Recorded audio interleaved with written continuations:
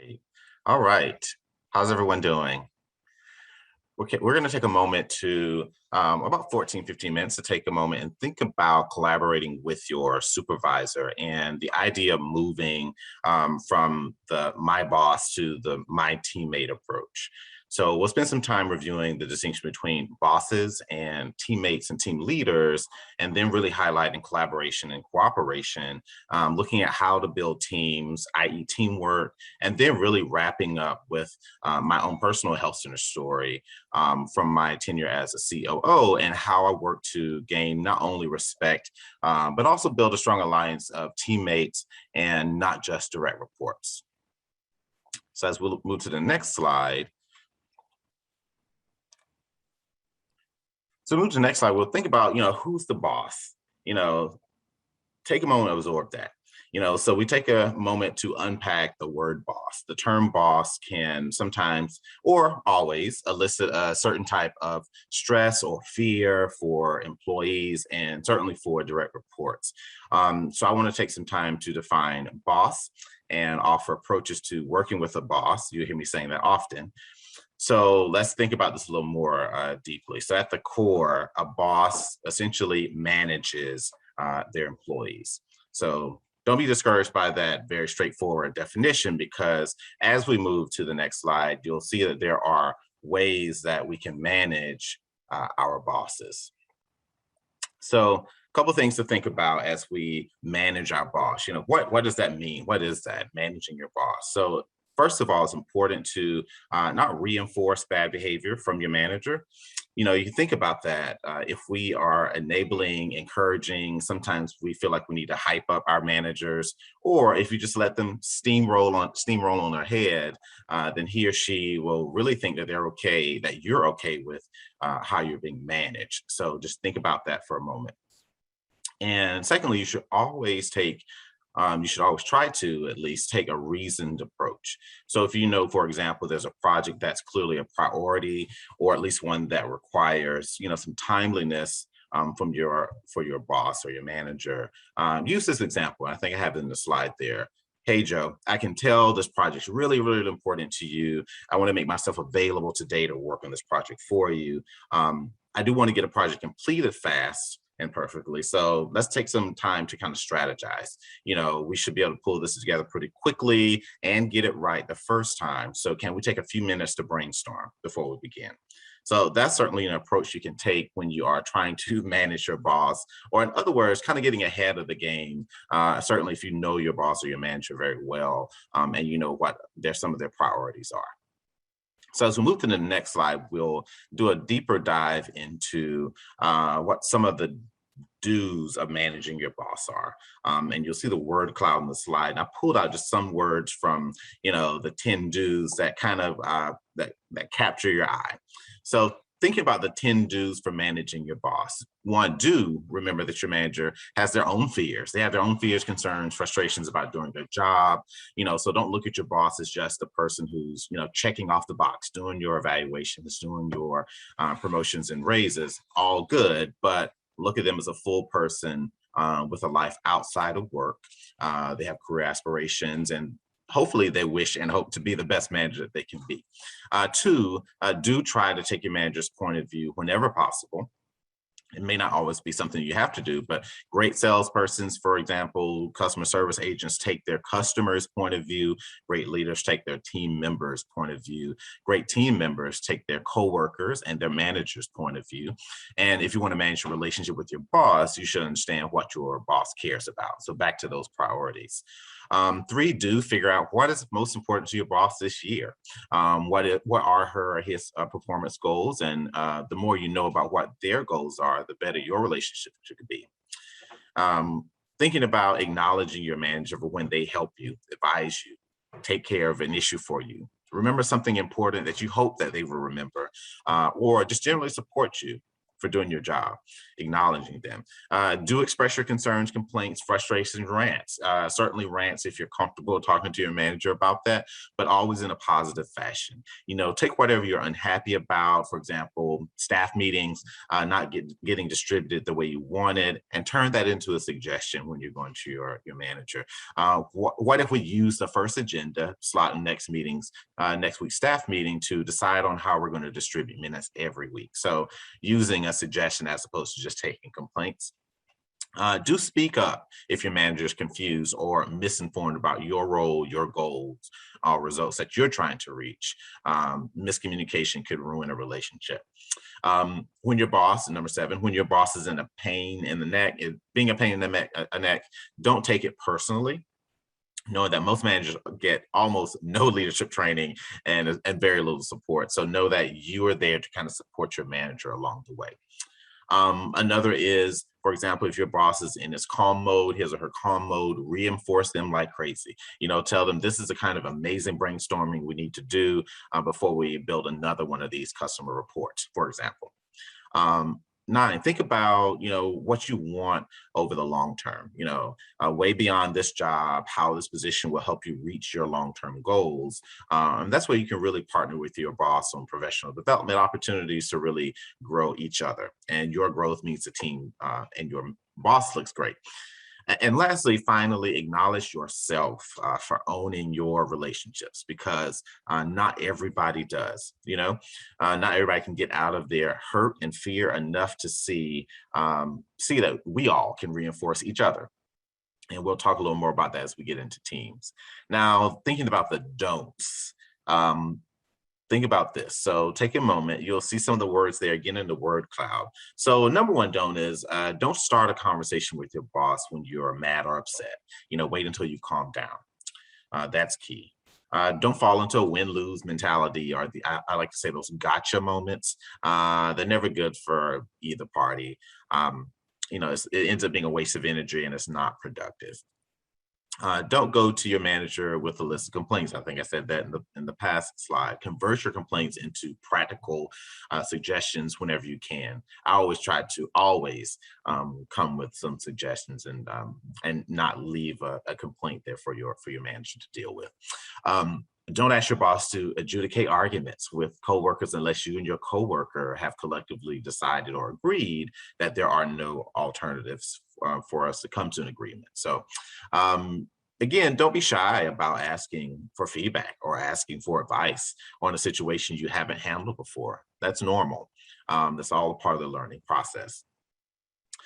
Don't forget to keep your manager informed of positive things that you hear about the team, because if the manager knows about positive things, that manager, he or she, can share with the team, and again, that just creates a more positive morale for the team as a whole. Don't assume that your boss knows important news that you hear are read during the day. I know for me, I share information that I hear with my teammates and certainly my senior leader as well throughout the day if I hear them. So don't assume that they already know. Try not to bash, or I should say, don't bash your manager over 2 other employees or vice versa. We don't want to create that negative kind of energy in the team. And don't ask your boss to solve tiny problems that you could have solved on your own.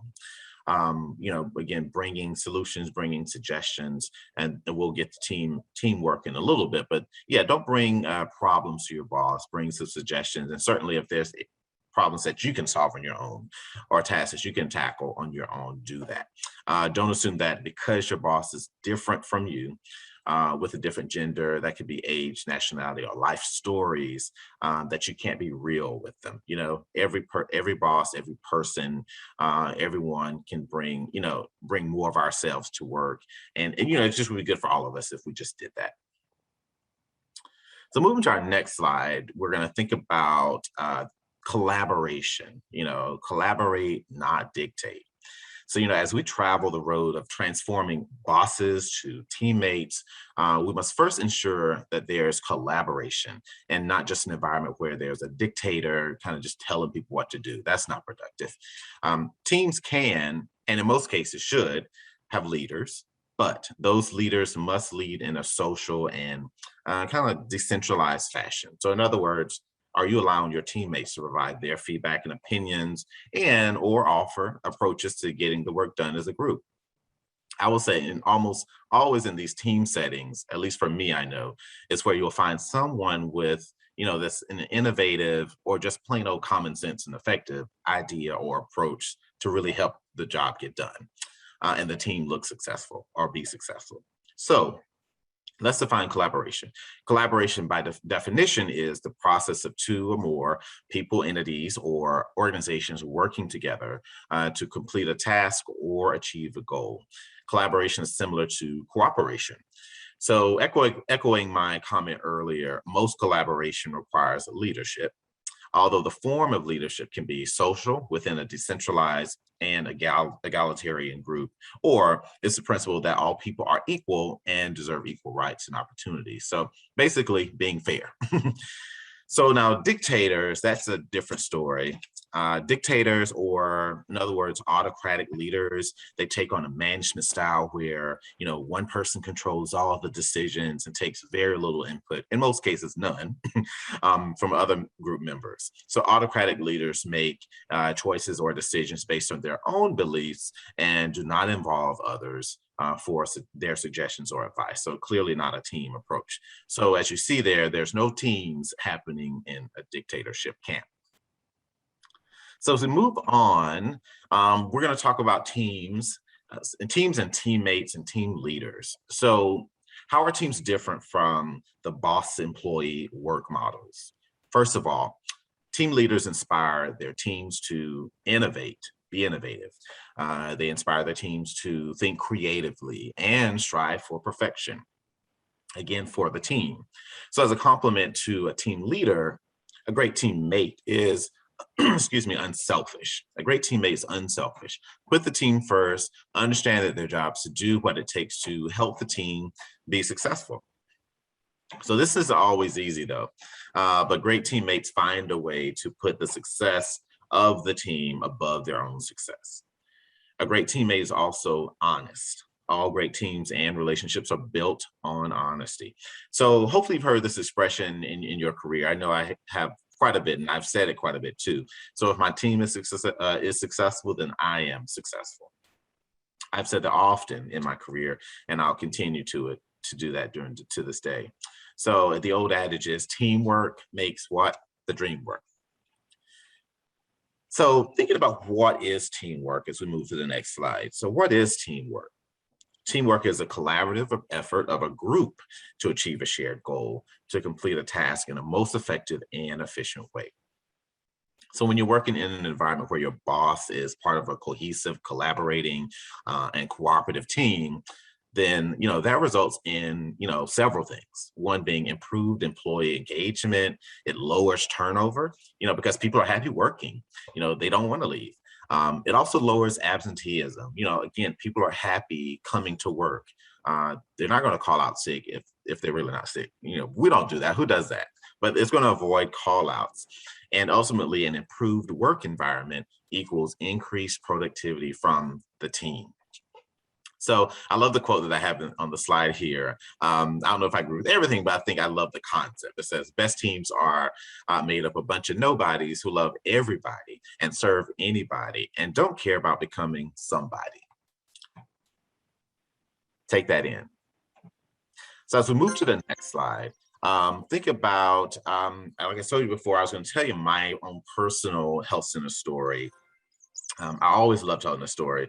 I think I've told it at every interview that I had with all my past roles. But during my tenure as a chief operating officer for a mid-sized health center, and I'll leave the health center's name anonymous, I managed a pretty sizable group. I had about 5 directors who were direct reports, so 5 directors, and indirectly managed a total of about 120 teammates.